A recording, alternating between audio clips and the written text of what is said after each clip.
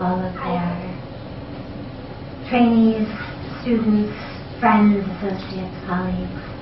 So finally on this trip, it was able to be possible. It's an absolute wonderful joy to be able to be here. The theme for tonight.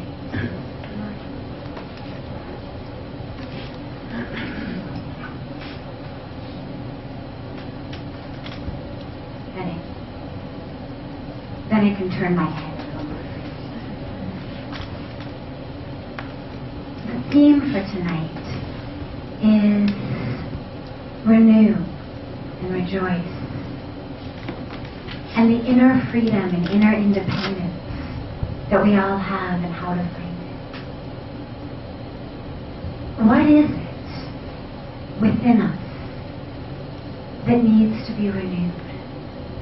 We talk about renewal, we talk about rejuvenation.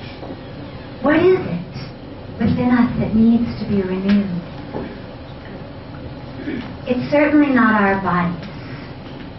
The cells of our bodies are constantly renewing themselves over a period of days, weeks, months, sometimes years. Every single cell of our body is regenerating and renewing. In a period of 6 or 7 years, every cell of our being has regenerated. And yet, tragically, we blame so much of the problems that we face today, the obstacles that we face in our lives, on that which happened in the past. On times we were abused, we were betrayed, we were abandoned, we were cheated, we were lied to. And we use those past stories as excuses and reasons for where we're stuck today, for what's affecting us today. And yet, with the rate of cell renewal as it is, there is not one cell in our bodies today that was ever betrayed, that was ever lied to, that was ever cheated, that was ever abused or abandoned or insulted. So, where is that I? Where is that me who's a victim of my past? She doesn't exist. She's no longer here. It's just patterns of energy in our brains that we hold on to. Habits of patterns of this energy that tell us, I'm a victim, I'm worthless, I'm useless, I always get the short end of the stick. Whatever our story is, it's just a pattern of energy in the brain.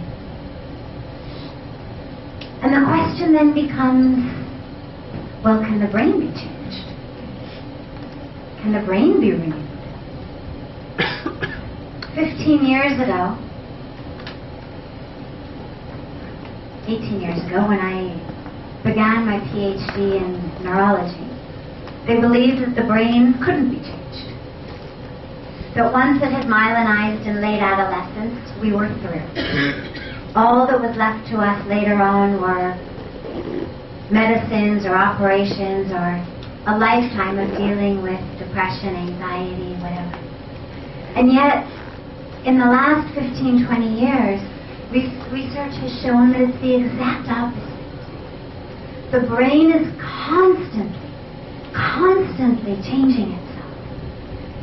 If I tape these 2 fingers together for a week, my brain will change accordingly. If I'm used to wearing shoes and I go barefoot for a week, so the bottoms of my feet are suddenly getting all kinds of new sensations, my brain will change accordingly. If I'm right-handed and I spend a week doing everything with my left hand, my brain will change accordingly. So we can change it. We can change these patterns of energy, these habits of the way that our brain works. But we have to want to. We have to have the courage to step into that newness.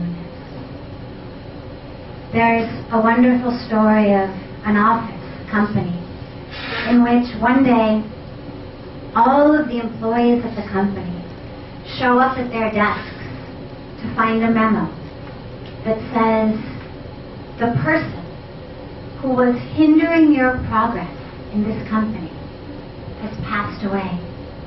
The funeral is at noon today. Please come to the conference room.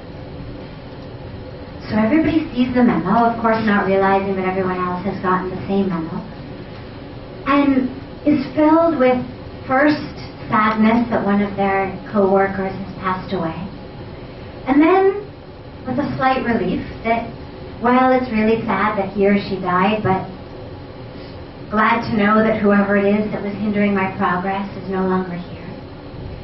And then a little bit of confusion. I wonder who it was. I wonder who's the one who was holding me back. And at noon of that day, all of the office workers file into the conference room. And at the front of the room, surrounded by flowers, is an open coffin. And each of them file up to the open coffin, full of sadness and full of wonder at who is it lying in this coffin that now the divine plan is removed from my path. And as each of them bends to look inside the coffin, what they see is a mirror. And next to the mirror is a note that says, you are the only one who can hold you back. So, we don't need to be renewed from the outside.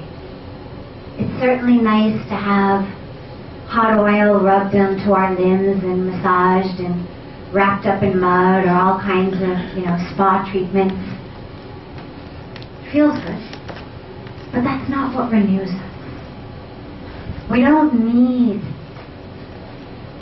services, other people, external things to renew us. God, the universe, the laws of nature have already done that. We are new. We're barely 6 or 7 years old if you look at every cell of our body. All that's left is the awareness of that leads us to the rejoicing, and that leads us to the awareness of that inner freedom that we all have. We only can rejoice when we fully realize that the center of whatever we need is already within us. We can enjoy the outside world. We can enjoy a nice movie, a new pair of shoes, the smoothness of a new car going from 0 to 60 in a couple of seconds. We can enjoy the sand on a beach. But if we want more than enjoyment,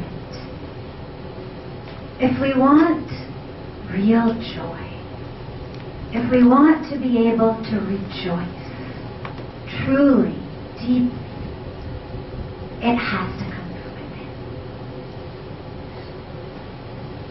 The good news is that it's within us. We have it. The bad news is that we are victims of a culture that tell us it's outside of you. Just go here, go there, buy this, acquire that.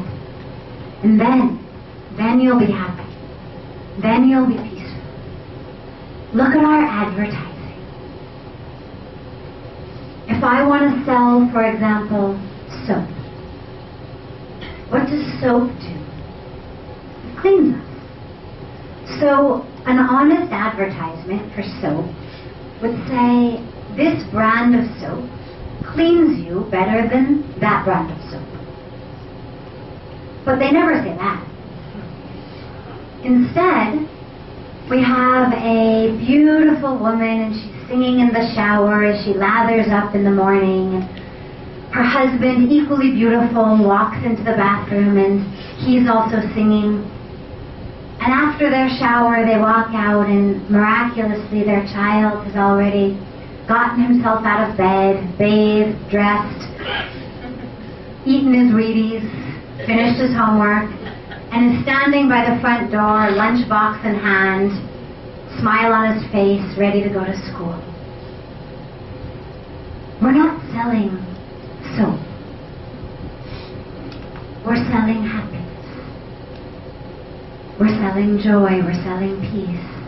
As though somehow, if you have to drag your kid out of bed in the morning, if you don't feel like singing at 6 o'clock when you're taking your shower, the problem is your brand of soap.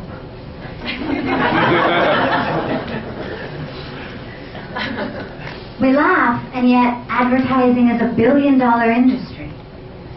It works. So we go around changing our brand of soap, changing our brand of dishwashing liquid, changing our brand of jeans and mobile phones and cars, looking for that center of joy, that center of peace. But it's within us.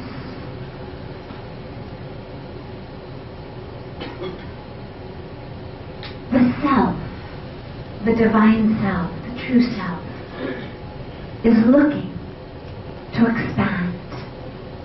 What Indian culture says is that the self is boundless, infinite, part of the universe, has no boundaries, no borders, no limits. And yet then we stick it into this finite body. And so it's frustrating. And what it's trying to do is regain its sense of boundlessness, limitlessness.